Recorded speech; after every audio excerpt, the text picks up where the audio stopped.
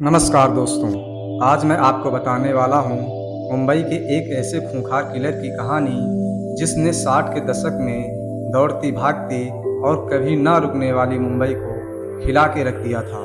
उसके खौफ का आलम यह था कि मुंबई के लोग रात में तो क्या दिन में भी नहीं निकलते थे। तो आखिर कौन था वह किलर जिसने एक दो नहीं बल्कि 40 से अधिक हत्याओं को अंजाम दिया था। तो चलिए शुरू करते हैं। मुंबई की सड़कों पर हर रोज एक कत्ल, हत्यारे ने चिकन खाकर यूं उगले थे राज। मुंबई में साल 1965 से 1966 के बीच करीब 19 लोगों की मौत ने पूरे मुंबई को हिला करके रख दिया था। मुंबई के बारे में एक बात जो काफ़ी मशहूर है वो ये है कि यह शहर कभी नहीं सोता। लेकिन इसी मुंबई का एक सीरियल किलर ऐसा भी था जिसने शहर के कई लोगों को हमेशा के लिए मौत की नींद सुला दिया। अपराध की किताबों में इस कातिल का नाम रमन राघव है। नमस्कार, मेरा नाम है DK भारती और आप सबका हमारे चैनल क्राइम हिट में स्वागत है। रमन राघव की कहानी 60 के दशक की है, लेकिन उसके खौफनाक जुर्म की दास्तान सुनकर आज भी रोंगटे खड़े हो जाते हैं। तेजी से भागती दौड़ती मुंबई शहर के उत्तरी उपनगरीय इलाकों में गरीब, फुटपाथ पर सोने वाले और झुग्गियों में रहने वाले लोगों की संख्या काफ़ी ज़्यादा थी। रमन राघव हत्या की अपनी सनक को पूरी करने के लिए इन्हीं गरीब लोगों को अपना निशाना बनाता था। जानकारी के मुताबिक साल 1929 में रमन राघव का जन्म हुआ था। 30 साल की अवस्था में पहुंचते पहुंचते रमन एक कुख्यात सीरियल किलर बन गया। कहा जाता है कि 60 के दशक में रमन ने 40 से ज़्यादा लोगों की हत्याएं की थी। वो ज़्यादातर रात के वक्त लोगों को अपना शिकार बनाता। वो गहरी नींद में सो रहे लोगों पर किसी भी भारी या नुकीली चीज़ से हमला करता और उन्हें हमेशा के लिए मौत की नींद सुला देता था। दरअसल नींद में हमला होने की वजह से सामने वाले को संभलने तक का मौका नहीं मिलता था। एक खास बात यह भी है कि रमन राघव सालों तक मुंबई पुलिस के लिए एक रहस्यमयी कातिल बना रहा।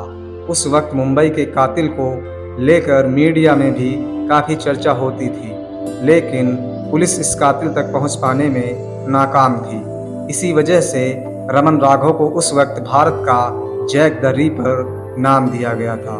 मुंबई में साल 1965 से 1966 के बीच करीब 19 लोगों को मौत के घाट उतारा था, लेकिन इसके बाद अचानक हत्याओं का यह सिलसिला थम सा गया। 2 साल बाद यानी साल 1968 में इस रहस्यमय हत्यारे ने एक बार फिर मुंबई में कहर बरपाना शुरू कर दिया।